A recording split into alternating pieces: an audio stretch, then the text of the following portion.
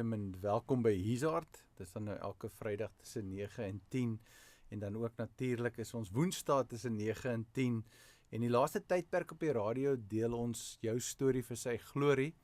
Maar vir hierdie week het ons bietjie afgewyk omdat ons het so bietjie van 'n storm in die George area gehad en baie van ons gaste kan nie inkom nie. So ek het gevoel miskien is dit 'n geleentheid vir my om bietjie te gesels met u.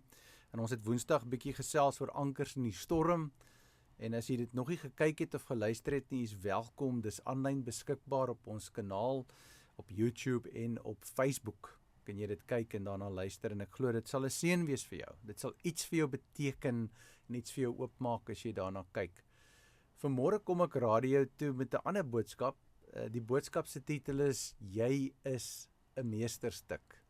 Jy is 'n meesterstuk. En hierdie is nie 'n boodskap om jou te laat groot voel nie of te laat groot kop kry nie. Maar hierdie is 'n boodskap wat vereis dat jy en ek ons identiteit in Christus ontdek. Ek was op social media en ek het gekyk na 'n post wat iemand gedoen het oor hoe haar dogter voel op hierdie stadium. En hoe die skool en die sport en al die merkers wat ons in die gemeenskap het, haar net laat voel dat sy is nie goed genoeg nie. Dit maak nie saak wat sy doen nie, dit maak nie saak hoe hard sy probeer nie, sy is net nie goed genoeg nie. En ek het toe bietjie gesit en bid en dink daaroor, jy weet, wat sal ons reaksie wees op so iets? Op 'n persoon wat vir ons sê, maar hoorie, ek is nie goed genoeg nie, ek kan nie die 100 meter vinnig hardloop nie, ek kan nie rugby speel nie, ek kan nie tennis speel nie, ek kan nie netbal speel nie, ek kan nie mooi sing nie, ek kan nie goed gitaar speel nie. As dit kom by akademiese prestasie, is ek miskien in die middel of onder op die lys. As dit kom by sportprestasie, is ek miskien in die middel of onder op die lys. En wat is ons reaksie op dit? Ek dink die eerste vraag wat by my opgekom het is, wie het daai merkers in plek gesit? Waar in die skrif kan jy vir my wys waar God bepaal het dat mense met ander mense moet kompeteer? En ek daag jou uit, jy gaan dit nie vir my kan wys nie, want dit is nie daar nie. God se intensie vir ons was om saam te leef in eenheid. Elke persoon as 'n meesterstuk. Elke persoon is uniek. Elke persoon is spesiaal. En ons kan nie gemeet word deur kriteria's wat bepaal word deur 'n stelsel nie. En ons weet, die Bybel sê dat die Mammon is die god van die wêreld. Mammon is wat baie mense dien.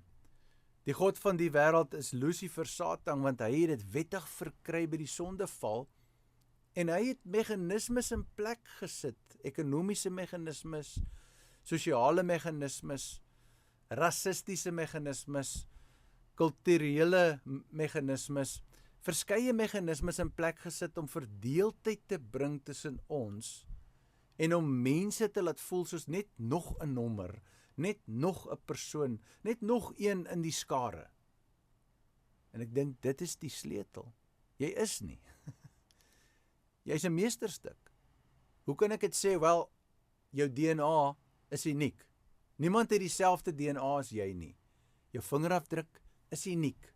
Niemand het dieselfde vingerafdruk as jy nie. Nou, hoekom moet jy jouself meet teen ander mense?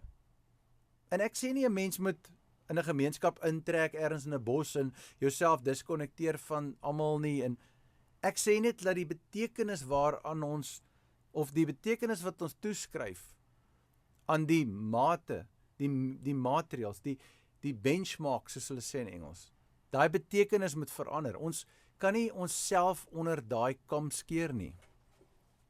Ons kan nie vir onsself sê, maar hoorie, jy weet, omdat ek nie dit kan doen nie, is ek nie goed nie. Omdat ek nie dat kan doen nie, is ek nie goed nie. Omdat ek nie soos die ou is of soos daai ou is nie, is ek nie goed nie. Jouself die hele tyd vergelyk met ander mense nie. Mense, ons moet vir ons kinders en vir ons jong mense dit sê, hierdie is 'n groot wapen wat die duiwel gebruik om ons jeug te verwoes. Wat gebeur is, hulle voel hierdie gevoelens van ek is nie waardig nie, van ek is dit nie werd nie, ek is niks werd nie. Baie van die ouers loop rond met komplekse as gevolg van hulle kinderjare en hulle pyn en trauma aan kinderjare en dan dupliseer hulle dit op hulle kinders deur te probeer om hulle kinders te dryf om die beste te wees in alles Hulle wil hulle lack of performance en wat hulle nie bereik het nie, wil hulle deur hulle kinders bereik. Dit is ongelukkig hoe dit werk, want nou, jy kan nie sien dat jou kind deur dieselfde ding gaan as wat jy gegaan het nie. Ek het in die dombrei gesit, my kind moenie in die dombrei sit nie. Ek was laaste in sport, my kind moenie laaste in sport wees nie. En ek sê nie daar's enige iets fout met ambisie nie, of om iets te probeer bereik nie, of as jy sekere talente het om daai talente toe te pas en te gebruik nie. Ek sê nie daar's enigiets fout daarmee om gedissiplineerd en gedetermineerd te wees nie.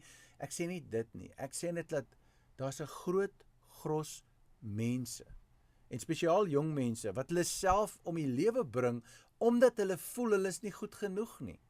En ek sê jou vandag, volgens God se woord, volgens God se standaard, is jy 'n meesterstuk. Ek is 'n meesterstuk. Wat bedoel ek daarmee? Wat is 'n meesterstuk? 'n Meesterstuk is iets wat uniek is. 'n Meesterstuk is iets wat jy nie kan dupliseer nie. 'n Meesterstuk is iets waarvan daar net een is. Die Mona Lisa, het baie bekende skildery, beste een wat ek nou kan aan dink, is soveel geld werd, is so gesog, omdat daar net een is. Reg oor die wêreld vlieg mense na Frankryk toe, om te gaan kyk na hierdie skildery. Mense is bereid om biljoene euros te betaal, net om hierdie skildery te besit, want dis een, daar is nie nog 'n ene nie. Die skaarsheid van daai meesterstuk maak dit baie werd. En in realiteit, as jy net alles afbreek wat die gemeenskappe mens leer, of wat die kultuur jou leer, en jy kom by daai punt wat jy sê, okay, sê, wat sê die woord van God, en wat is die realiteit?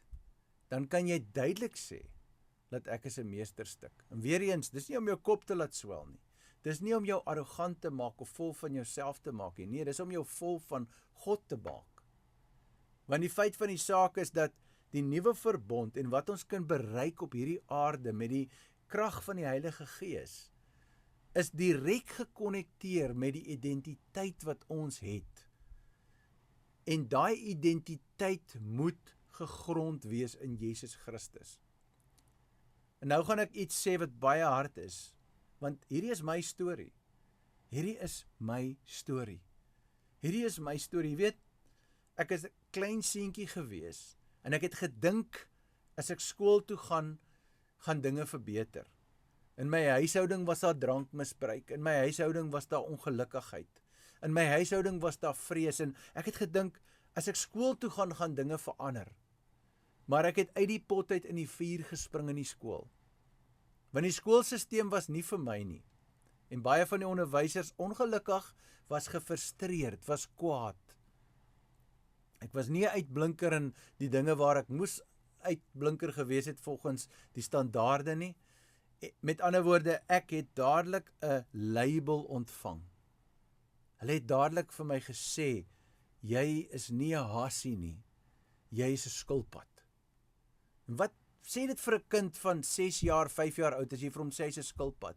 Hy het reeds huisprobleme, hy het reeds moeilikheid in die huis, hy's reeds nie gereinforce in sy personality nie, hy het nie self-confidence nie, hy voel nie, daar's iets onder sy voete nie. Wat sê dit vir hom as jy vir hom sê, hy's 'n skilpad?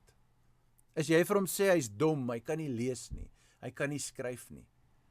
Jy skep dan sekere dinge in daai kind se gemoed, wat gaan verhoed dat hy enigsins kan presteer. Dis ongelukkig wat gebeur. Hierdie kindertjies word voor op die verhoog gesit, hulle is die uitblinkers, hulle is die beste, en jy is niks nie. En dis baie van ons se storie. Dis baie van ons se storie, as ons regtig moet eerlik wees. As jy luister of jy kyk vandag, dit is miskien jou storie. As 'n groot mens, het jy deur al hierdie pyn gegaan, en jy het nog steeds dit nie oorwin nie. Jy is nog steeds besig om jouself te probeer bewys. Nou wat het ek toe gedoen? Ek kan onthou, ek dink dit was hierso in standaard 2 rond, toe my wiskundeonderwyser my uit die klaskamer uitsleep en my vat vir 'n pak slaag by die skoolhof, en ek kry die pak slaag. Iets het gekraak, iets het gebreek in my. En ek het gevoel, ek gaan nie meer myself laat rondstoot deur hierdie sisteem nie. En ek onthou dat uiterste frustrasie het ek 'n aanranding gedoen op 'n kind wat ek in die badkamer geslaan het. Ek kan onthou hoe ek sy kop teen die badkamer se wasbak geslaan het, hoe ons sy kop in die toilet gaan druk het. Hierdie geweld, hierdie verskriklike frustrasie het ek begin uithaal op die mense rondom my. Ek het begin, as iemand net vir my skeef kyk, dan raak ek aggressief, dan wil ek beklei. En toe later, toe ontdek ek dwelms. Want selfs wanneer ek beklei het, selfs wanneer ek gewen het, selfs wanneer ek iemand seer gemaak het, het dit nie my seer weggevat nie. Dis die ding, daar's mans wat in huwelike sit vandag, hulle maak hulle vrouens seer. Hulle sê lelike dinge, hulle tree lelik op en dit maak nie hulle beter voel nie. Inteendeel, dit maak hulle slegter voel. Maar hulle het hierdie identiteit verloor toe hulle jonk was. Hulle het hierdie seer gekry toe hulle jonk was. Hulle het nooit gedeel daarmee nie. En vandag loop hulle rond gefrustreerd en kwaad vir almal en vir alles. Andy Stanley het 'n boek, die boek se naam is Enemies of the Heart, en ek het hom later in my lewe eers ontdek en gelees. En toe ek daai boek lees, toe huil ek. Toe huil ek, hoekom? Omdat daai boek met my gepraat het. Daai boek het vir my gesê dat my optrede, my lelike optrede, die manier hoe ek mense behandel, die manier hoe ek met my vrou praat, die manier hoe ek met my man praat, die manier hoe ek met my werkgewer praat of met my werknemers praat, die manier selfs hoe ek met die kerkmense praat, hoe ek optree, my wat hulle noem in Engels exaggerated responses, is alles deel van my pyn waarmee ek nog nie gedeel het nie. Andy Stanley noem dit 'n debt to debtor mentality. Nou dit beteken dat as iemand wat jou iets skuld, iemand skuld jou iets, en jy loop met daai jou hele lewe lank, waar jy voel iemand skuld jou. Laat ek jou 'n voorbeeld gee. 'n Man is getroud. Hy het deur hierdie pyn gekom. Hy het nooit gedeel met dit nie. Sy pa het hom sleg behandel, sleg gesê. Die onderwysers het hom sleg behandel, sleg gesê. Hy het hierdie gevegmentaliteit ontwikkel en hy het net al hierdie pyn net gaan wegsteek. Nou, sodra sy vrou met hom op 'n sekere manier praat, of sy kinders met hom op 'n sekere manier praat, dan gaan hy terug na daai 8-jarige of 7-jarige seentjie mentaliteit en hy begin te reageer. En omdat hy nou 'n groot man is, en omdat hy nou in staat is om mense seer te maak of dinge te kan sê wat mense seer maak, dan maak hy seer. En hy laat daai vrou en hy laat daai kinders betaal vir dit wat sy pa en sy ma aan hom gedoen het. Ek weet ek praat met mense vandag. Hier op Heartbeat FM praat ek met mense. Aanlyn praat ek met mense. Ek weet jy weet waarvan ek praat, want jy leef daai lewe. As moontlik vrouens wat ingeskakel is, wat luister, wat weet, dis hoekom my man so met my praat. Dis hoekom hy my so lelik behandel. Selfs Christene. Dis die verskriklike verrassing vandag hier op Heartbeat FM. Selfs Christene. Ek sien dit in die kerk. Dr. Sarel van der Merwe noem hulle sielsiek. Baie mense loop sielsiek. Jy het daai debt to debtor mentality. Jou pa was nie by jou rugby spel nie. Hy was nie daar toe jy gesing het nie. Hy was miskien nie eens by die huis nie. Hy het miskien die huis verlaat. En jy laat almal om jou betaal vir dit. Dit moet stop, maar dit kan net stop met jou. Nie eers God sal dit kan stop as jy dit nie stop nie. Hy het jou vrywil gegee, hy het jou keuse gegee. Jy het hulp nodig, jy het berading nodig. Daar's verskeie maniere wat jy hulp kan kry, glo my. Ek het tot bekering gekom, ek was gered. Ek het 'n lewende ervaring gehad met die Heilige Gees. Ek het die doping met die Heilige Gees ervaar. Ek het in tale gepraat. Ek het in die gawes van die Gees gefunksioneer. Ek het geprofeteer.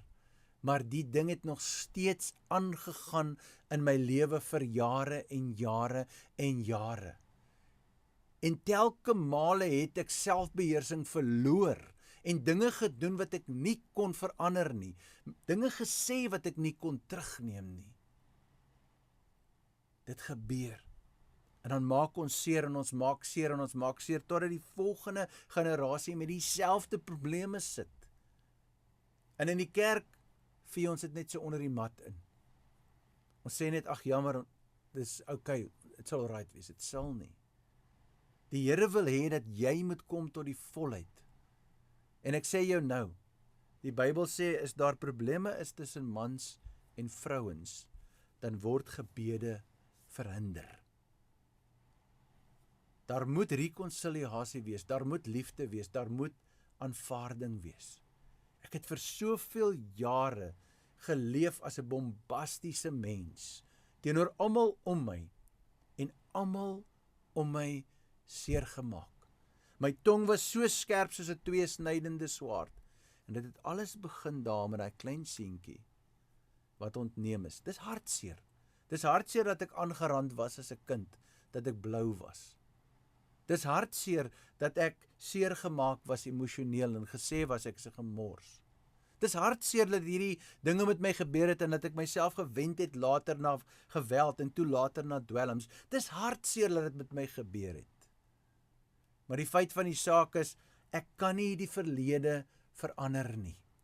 Ek kan dit slegs onder die bloed plaas. Maar wat ek wel kan doen, is ek kan vandag 'n besluit neem en sê, nie meer nie.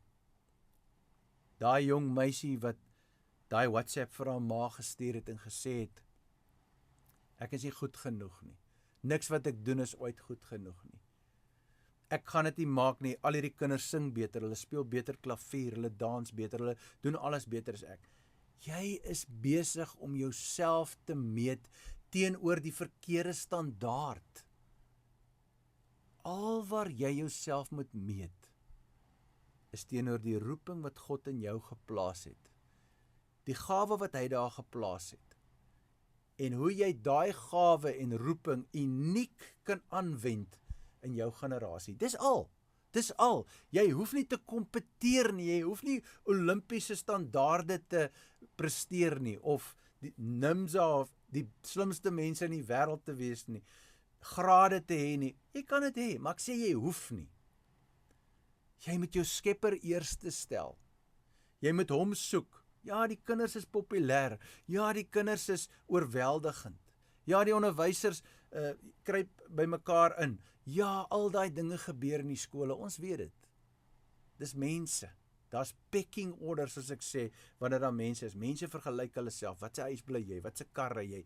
Hoe slim is jy? Hoe mooi is jy? Hoe lank is jy? Hoe kort is jy? Daar's die hele tyd vergelykings. God het ons nie geskape om onsself te vergelyk of toe te laat dat enige iemand ons vergelyk nie. En ek sê jou nou, ek het nie 'n oplossing nie. Ek het nie 'n oplossing wat ek vir jou nou kan sê dat die pyn gaan weggaan, laat die trend en die tendens om jouself te vergelyk gaan weggaan, of daai gevoel, ek het nie 'n antwoord vir jou vir dit nie. Al wat ek vir jou kan sê, is waar jy die oplossing gaan vind, is in 'n verhouding met Jesus, 'n diepe verhouding wat prioriteit bo alles neem. Alwaar jy die oplossing gaan vind, is wanneer jy na sy stem luister, bo die ander stemme. Jy kyk op sosiale media, jy kyk op TV, jy sien hoe vrouens moet lyk. Jy sien wat se gesigte hulle moet hê, wat se kleur oë hulle moet hê, hoe hulle liggame moet lyk. Jy sien wat se klere hulle dra, hoe dit lyk aan hulle, al daai tipe van dinge. Dis alles leuns. Dis alles leuns. Vandag meer as ooit van tevore met AI. Ons het jare Photoshop gehad wat mense verander was. Dis alles leuns. Dis alles leuns. Jy sien daai mense glimlag, jy sien hoe gelukkig hulle is suksesvol, hulle is sterre. Dis leuns. Michael Lind het verlede week vir ons gesê, moenie sukses najag nie. Moenie dink as jy bo kom, dit gaan lekker wees daar nie. Dis nie lekker nie. Hy het gesê, Jim Carrey het gesê, hy wens dat elke persoon kan net vir 'n dag famous wees. En dan sal hulle besef wat dit eintlik is. Dis leeg, dis niks nie. Jy sien, die geluk wat jy soek, die blydskap wat jy soek, die stabiliteit wat jy soek, is nie buite jou nie, dis binne in jou. Die stemme van die verlede, die stemme van die vriende, die stemme van die mense wat jou sleg gesê het, daai stemme moet jy nou stil maak in Jesus naam. En jy moet jou identiteit begin ontdek in Christus. Mense, ons is kompleks. Soos ek jou sê, dit het my jare gevat en ek is nog nie heeltemal daar nie. Dit het my jare gevat om te kan sien dat my optrede is nie reg nie. Ek het altyd dit gerasionaliseer, ek het dit altyd verdedig. Dit het my jare gevat om op daai punt te kom wat ek kan sê, wie wat, ek het mense seer gemaak. Wie wat, ek het nie reg opgetree nie. Ek het altyd daai ander mense gaan blameer. Want dit was die manier hoe ek oorleef het. Dit was my oorlewingsstrategie. Ek moes myself beskerm. En selfs toe ek van die dwelms afgekom het en ek integreer in kerklewe, het hierdie ding aangegaan, totdat ek geluister het na die stilstem van die Heilige Gees, wat vir my gesê het, hoorie, jy sal moet 'n besluit neem. Jy sal moet 'n besluit neem. Niemand kan daai besluit vir jou neem nie. En vandag sê ek vir 'n man, ek sê vir 'n vrou, ek sê vir 'n kind, ek sê, hoorie, jy is 'n meesterstuk. In die binnekant. Die spieël sê een ding, society sê 'n ander ding. As jy 100 jaar terug geleef het, was hoe jy lyk miskien baie aantreklik. As jy 200 jaar terug geleef het, was hoe jy lyk miskien baie aantreklik. Daar's die hele tyd trends wat verander. Daar's die hele tyd standaarde wat verander. Daar's in kulture verskillende standaarde. Ons kyk nie na kulture nie. Ons kyk nie na nasies nie. Ons kyk nie na al hierdie dinge nie.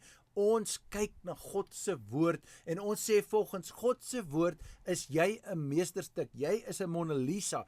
Jy is seldsaam, skaars, een van 'n soort.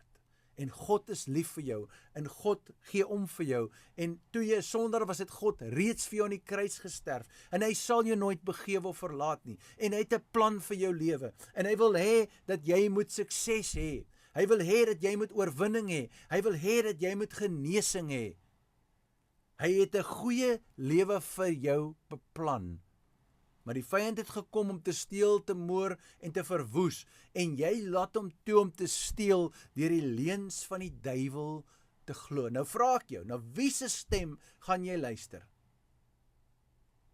Nie my stem nie, nie jou stem nie, nie pa, ma se stem, of oupa, ouma, of broer, suster se stem, of man, vrou se stem nie. Na wie se stem gaan jy luister? En ek wil jou sê, luister na die stem van die God wat hemel en aarde geskape het. Luister na die stem van hom wat sy lewe vir jou gegee het aan die kruis. Luister na sy stem wat sy gees vir jou gegee het om binne in jou te kom woon, om jou nooit te verlaat nie. En daai stem sê vir jou, jy is 'n meesterstuk. Daai stem sê vir jou, jy is tot alles in staat. Daai stem sê vir jou, hy is met jou. En vandag kan jy kom, en jy kan sê, genoeg is genoeg. Ek gaan nie verder toelaat, dat hierdie dinge my onderkry nie. Ek gaan nie verder toelaat, dat hierdie dinge my lewe steel nie. Ek gaan dit nie toelaat nie. Ek sê jou, daai besluit moet geneem word, vir die verandering om te kom in jou lewe. Maar jy moet dit besluit. En dan sodra jy dit besluit het, moet jy hou daarby. Ek het begin kyk na wat ek sê. Die woord waarsku ons in Jakobus. Hy sê die tong is 'n klein instrument met groot effek. Hy sê hy is soos 'n roer van 'n skip. As hy so draai, dan gaan daai groot skip, klein dingetjie, hy draai daai groot skip. En baie mense is besig om hulle eie lewens te verwoes, want hulle praat uit identiteitskrisisse uit. Hulle praat uit minderwaardigheid uit. Hulle gebede is minderwaardig. Hulle interaksie met mense is minderwaardig. En daarom word hulle uitgebuit. Hulle word seergemaak, want ongelukkig is dit so, dat die mense wat loop met hierdie pyn, die mense wat loop met hierdie frustrasie, hulle maak ander mense seer, en hulle soek gewoonlik mense soos jy, wat soos 'n gekweste dier rondloop. En dit is vir my die aardigste ding, wanneer ons berading doen, dan sien ons hierdie siklusse, en ja, daar's verseker demoniese magte betrokke. Daar's mense wat duiwelbesete is, ek glo dit. Daar's mense wat onderdruk word deur duiwels, ek glo dit. Ek het dit gesien met my eie oë. Maar daar's ook mense wat sielsiek is, wat toegelaat het dat die verlede die toekoms verwoes, en die hede heeltemal oorheers. Hoor jy wat ek sê? Jou tong kan jou huidige omstandighede heeltemal oorheers in 'n negatiewe wyse en dit kan jou toekoms verwoes.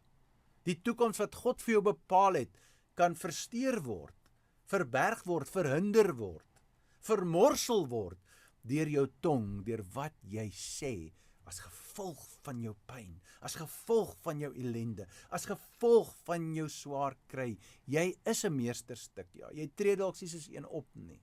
Jy is 'n seun of 'n dogter van die Allerhoogste God. Jy tree dalk nie soos een op nie, maar jy is dit. Dis die realiteit. Nou moet jy in dit intree. Jy moet dit aanvaar. Jy moet die beloofde land wat God vir jou gegee het, in besit begin neem. Dit is jou deel van hierdie verbond. Dit is my deel van hierdie verbond. Dit is wat ons moet doen. En ek dink hierdie môre se boodskap, jy's 'n meesterstuk, gaan daaroor. Dit gaan daaroor dat ons net na onsself kyk en 'n voorraadopname doen en sê, hey, daai dinge wat ek sê, daai dinge wat ek doen, daai maniere wat ek optree, wat is die oorsprong van my optrede? Wat is die oorsprong van die dinge wat ek sê? Wat is die oorsprong? Dit moet jy ontdek. Nou kry twee mense mekaar albei stikkend. Albei het deur hierdie verledes gekom. Albei kom in 'n huwelik in 'n verhouding in met minderwaardigheid. Twee stikkende stukke maak nie 'n heel nie. Twee stikkende stukke maak ook nie 'n legkaart nie. Twee stikkende stukke skaaf mekaar. Skaaf mekaar. En wat gebeur wanneer die twee mekaar skaaf? Wat gebeur? Die kinders wat gebore word, word ook geskaaf. En hier het ons 'n hele repetisie van 'n generasie wat skaaf aan mekaar in 'n negatiewe wyse. En dan wonder ons, hoekom ons gemeenskap lyk soos hy lyk. Hoekom ons kerke soms lyk soos dit lyk. Ons het bekleierye, ons het geskille, ons het misbruike, drankmisbruik, ons het seksuele teistering, ons het verslawings, ons het al hierdie dinge wat ons glo is van die duiwel af en buite die kerk, maar wat binne in die kerk ingekom het. Wat ons het nooit gedeel met hierdie dinge nie. Die stukke het mekaar gevind en net nog stukke gemaak. En daar's geen genesing nie. En daar's geen oorwinning nie. En ons het opgehou met leef, nou bestaan ons net. Hoor jy wat ek sê? Toe jy klein was voor hierdie aangeleenthede, het jy drome gehad. Jy het gedink jy gaan dit doen, jy gaan dat doen, maar ons het opgehou met leef. En ons het net begin bestaan. Ek daag u uit, ek weet, dis seer. Ek weet dis pynvol. Ek weet dis moeilik en soms selfs onmoontlik, maar ek weet met God is alles moontlik en ek daag u uit vandag om 'n besluit te neem. Ek het gekom vandag hiernatoe weer eens onder 'n mandaat van die Heilige Gees met 'n vuur in my hart vir God se mense om nie so te ly nie, om nie deur hierdie dinge te gaan nie.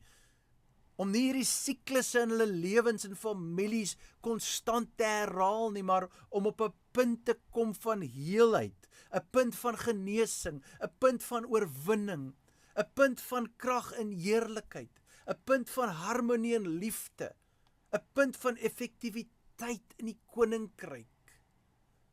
Ek het gekom om dit te verklaar oor jou lewe. Maar vir dit om 'n realiteit te raak is nie net 'n boodskap nie, dis nie net 'n Bybellesing nie, dis nie net 'n bid nie. Dit is 'n besluit. Dit is 'n besluit, dis 'n besluit wat jy nou moet neem. Sommige mense het obsessive compulsive disorder of personality type. Hulle beheer alles buite hulle. Hulle probeer alles regmaak. Hulle probeer alles in orde kry. Hulle probeer alles perfek kry. Want hulle pa het vir hulle gesê, jy doen niks goed genoeg nie. Die onderwysers het gesê, dit is nie goed genoeg nie. Nou, hulle hele lewe lank is 'n lewe van aktiwiteit, waar hulle net besig is om hierdie dinge te probeer perfek maak. En hulle is besig om almal om hulle seer te maak, terwyl hulle dit doen, want dit raak obsessief. Hulle raak totaal obsessief daaroor. En vir hulle is dit net soos nee, hierdie is my standaarde. Nee, hierdie is hoe ek wil leef. Nee, jy's verkeerd. Jy's verkeerd. Hierdie is 'n probleem en hierdie probleem moet aangespreek word. Obsessive Personality Disorder is 'n DSM-5 geklassifiseerde mental health issue. En ek is nie 'n voorstander vir allerlei goed nie, maar wat ek wel vir jou wil sê, is in die kriteria van DSM-5 sien jy wat se trends jy het in jou persoonlikheid. En jy sien hoe daai trends jou lewe beïnvloed en die mense om jou. Hulle sê dat dit kan 'n personality type wees, of dit kan 'n personality disorder wees. Wanneer hy gaan op die skaal, waar dit 'n disorder raak, die wangedrag raak so erg, dat dit debilitating raak. Dit raak debilitating vir jou en vir die mense om jou, want dit word die heeltyd geradieer uit na hulle toe. Hulle is nooit goed genoeg nie, hulle maak nooit die standaarde nie.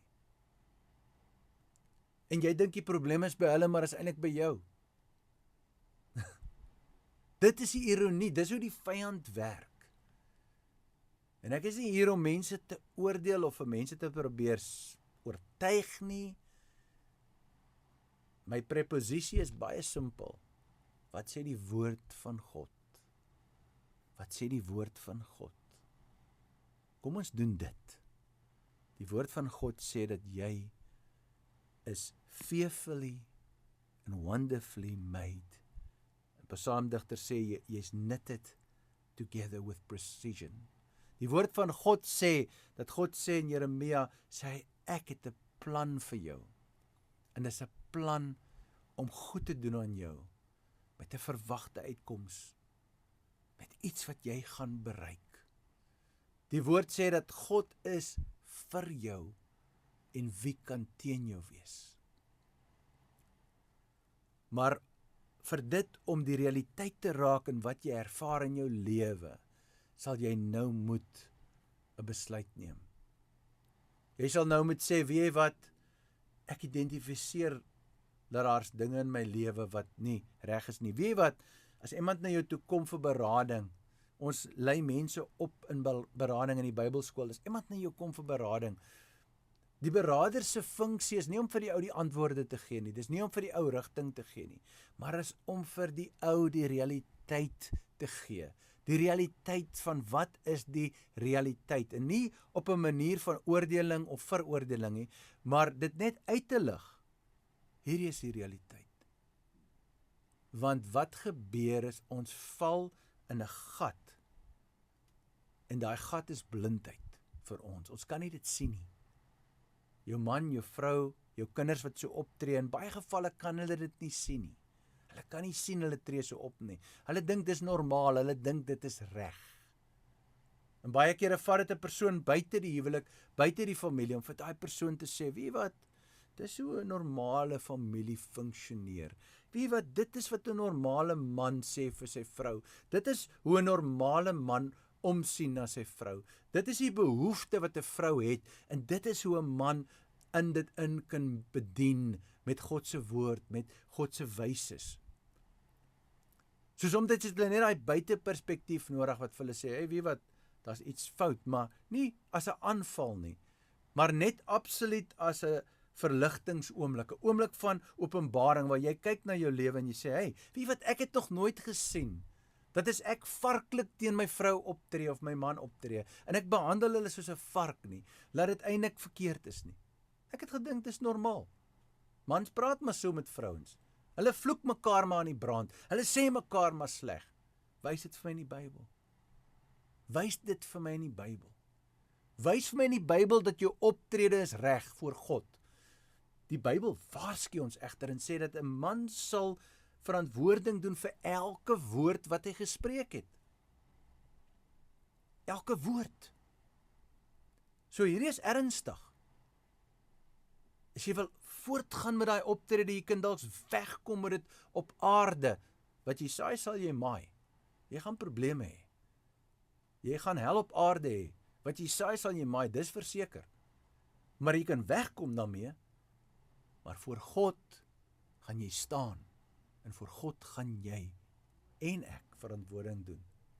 Ek dank net die Here dat dit my 30 jaar gevat het om dit te sien. Ten minste het ek dit gesien. Ten minste sien ek dit elke dag. Ten minste kan ek in die spieël kyk en sê, dit was nie cool nie, dit was nie reg nie. Ten minste kan ek verander, ten minste kan ek besluit om te verander, en ek verander steeds. My vrou sal vir jou sê, daar's tye wat ek terugkom na haar toe, wat ek vir haar sê, nee, ek was verkeerd. Kan jy dit doen, mans? Kan jy dit doen? Kan jy na jou vrou teruggaan en sê, is verkeerd? As jy dit nie kan doen nie, as jy 'n baba. As jy dit nie kan doen nie, as jy onvolwasse. As jy dit nie kan doen nie, as jy nog steeds soos 'n gekweste dier, wat net almal byt, en almal seermaak om jou. Ek sluit af, en ek weet ek het baie gesê vandag. Maar ek bid dat die Heilige Gees hierdie woord in jou hart inbrand, en waar daar aksie geneem moet word, neem daai aksie nou, moenie wag nie.